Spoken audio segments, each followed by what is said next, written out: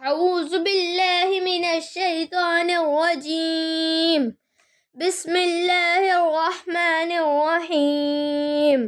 ألف لام ميم.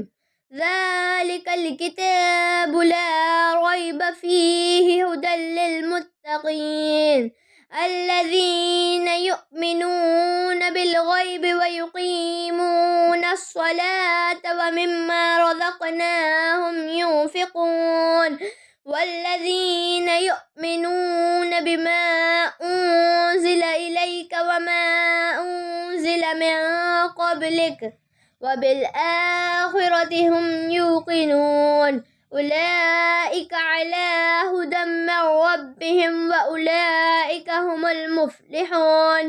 إن الذين كفروا سواء عليهم أأنذرتهم أم لم تنذرهم لا يؤمنون. ختم الله على قلوبهم وعلى سمعهم وعلى أبصارهم غشاوة ولهم عذاب عظيم. اللہ کے نام سے شروع جو نہایت مہربان رحمت والا ہے۔ الف لام میم، یہ حروف مقطعات ہیں، یعنی یہ حروف اللہ تعالیٰ کے راز ہیں اور متشابہات میں سے ہیں۔ ان کی مراد اللہ تعالیٰ اور اس کا رسول صلی اللہ تعالیٰ علیہ وآلہ وسلم جانتے ہیں، اور ہم ان کے حق ہونے پر ایمان لاتے ہیں۔ وہ بلند رتبہ کتاب جس میں کسی شک کی گنجائش نہیں، اس میں ڈرنے والوں کے لیے ہدایت ہے۔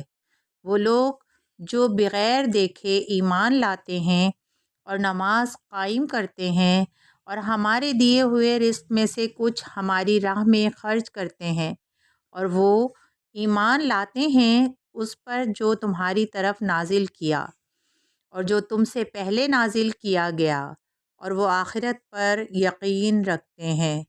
یہی لوگ اپنے رب کی طرف سے ہدایت پر ہیں، اور یہی لوگ کامیابی حاصل کرنے والے ہیں۔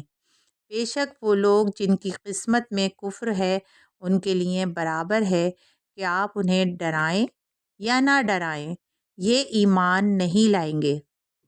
اللہ نے ان کے دلوں پر اور ان کے کانوں پر مہر لگا دی ہے، اور ان کی آنکھوں پر پردہ پڑا ہوا ہے، اور ان کے لیے بہت بڑا عذاب ہے۔ قرآن شک و شبے سے پاک ہدایت کی کتاب ہے۔ متقین کے اوصاف، متقی لوگوں کا صلہ، دنیا میں ہدایت اور آخرت میں کامیابی، کچھ خاص کافروں کا حال اور ان کا انجام۔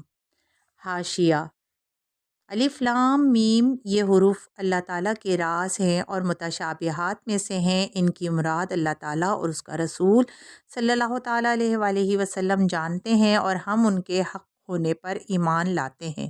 اس سے معلوم ہوا کہ راہ خدا میں مال خرچ کرنے میں ایسا نہیں ہونا چاہیے کہ اتنا زیادہ مال خرچ کر دیا جائے کہ خرچ کرنے کے بعد آدمی پچھتائے، اور نہ ہی خرچ کرنے میں کنجوسی سے کام لیا جائے، بلکہ اس میں اعتدال ہونا چاہیے۔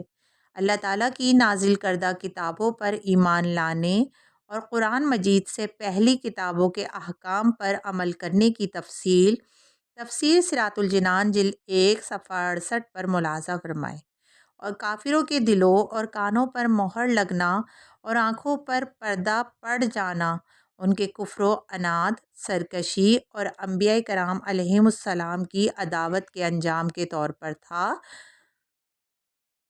ورنہ ان پر ہدایت کی راہیں شروع سے بند نہ تھیں۔